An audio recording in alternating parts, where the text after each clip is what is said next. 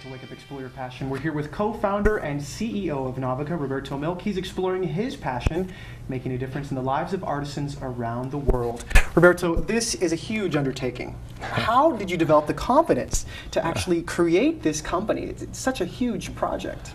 Yeah, I don't know. I mean, I guess it's, in the early days, a lot of people, when we gave the idea to people, when we would be, let's say, talking to investors or whatever, right. Some people would say, you guys are crazy. Really? Yeah, and actually that's one thing that I like to tell people is when you have an idea and you really believe in it, and if you're told that idea is crazy, then do it. Either it's really good, yeah. or it's really bad and you shouldn't even go there. Yeah. But for us, we really believed in it, and yeah, there was a lot of confidence in there. There was this belief that we could do it, and it was a great group of co-founders that were involved, go ahead. Was there ever a moment, Roberto, excuse me, was there ever a moment when someone came to you and said, you're crazy, this is an insane idea, it'll never work? Yeah. Did you have any doubts at any point? Yeah. Well, when we've had someone who's known as a god in the retail space, an industry expert, tell us early on that, what are you guys going to do? You guys are going to ship directly from the offices? No, you have to ship from a warehouse in the U.S. You container ship into the country. You clear things. This is the way it's done. And so early, sure. I mean, you get doubts. And but why didn't you want to do it that way? Why did you decide to do it a different way? Because we wanted to reinvent import-export. We wanted to reinvent the current system. Does it save you money? Well, there's some money, now it does, but it was a very expensive system to build. But we really wanted we saw a current system that didn't work. It was very inefficient. There are so many middlemen. Like if we talk about, let's say, a tapestry weaver in the Andes, and they might sell to a local middleman, to a national middleman in Peru, to international distributors, to finally to brick and mortar stores to the customer. So many channels. Yeah, it's like a $5 item becomes a $100 item in retail. Yeah. So really, it really wasn't working, and we really wanted to reinvent the system. So that's why we kind of did a few crazy things early on. We opened up these offices. We had these subsidiaries all over the place. We shipped directly we created a logistics system where we could ship directly to the customers. Yeah. Well, take us back to the beginning, Roberto. Tell us exactly where you began. What were the very beginnings of NOVICA United, Inc.? Where were you working out of? Well, I mean, we were out of the basement. Out of the basement? Yeah. Of your home? The basement of our townhouse back then, yeah, in Santa Monica. And there were 4 offices that opened internationally. And they were out of the House of Armenia in Brazil. Armenia is one of the co-founders.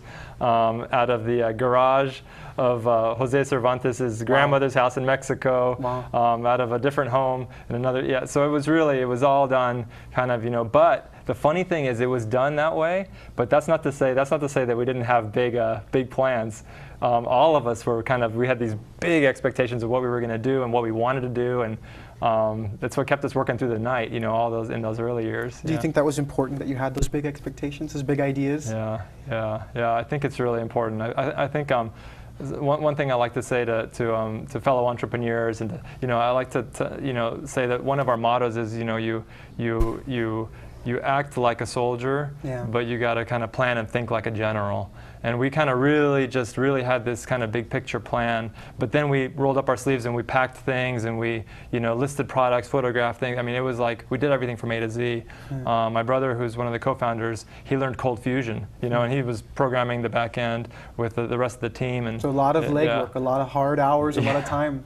What kind of challenges as a new entrepreneur did you face starting a business from the ground up like this? Oh, I mean, there's so many challenges. Maybe you could give me the top 3. Yeah, all right. So there's financial challenges.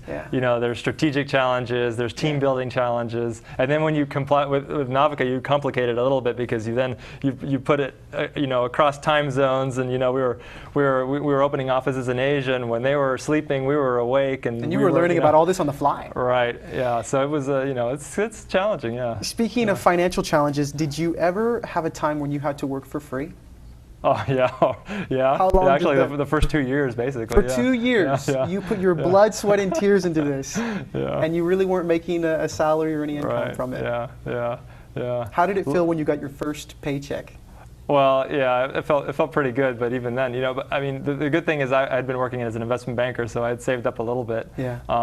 And to step back, the only reason I went into investment banking was really because of NOVICA, which is an idea that a group of us had at Stanford.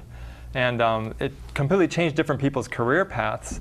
And I ended up going into investment banking with that concept, kind of incubating the concept of NOVICA, and then kind of knowing that I better make a lot of money now because I'm probably not going to be making money when I'm starting the company. How long did that last, that incubation period? It was 4 years. Wow. 4 years, yeah. So you had the idea in your mind the whole time? Yeah, the whole time. 4 years. Yeah. Okay, now, but I want to talk again about this, about you paying yourself, because that's such an important part of any business. Yeah. The day you actually begin to earn money. Yeah.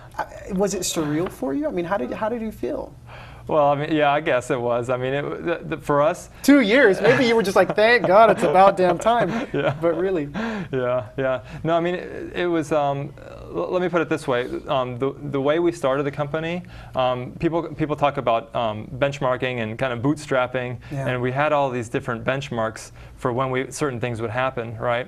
And we basically the first benchmark, and we had $300,000 in seed capital. That's all we had to start the company. Okay. And with that money, we were able to open several offices and launch the website.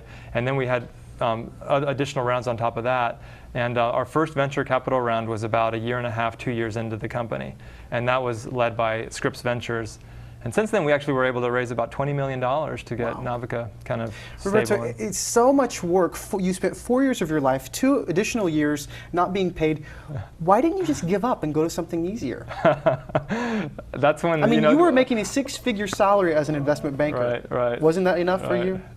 I mean, what's the name of your show? Yeah. I mean, why are you here? Explore your. I mean, yeah, it's really it's the passion. It's this need, and it's funny because early on, it didn't take us 8-10 years to impact artisans' lives.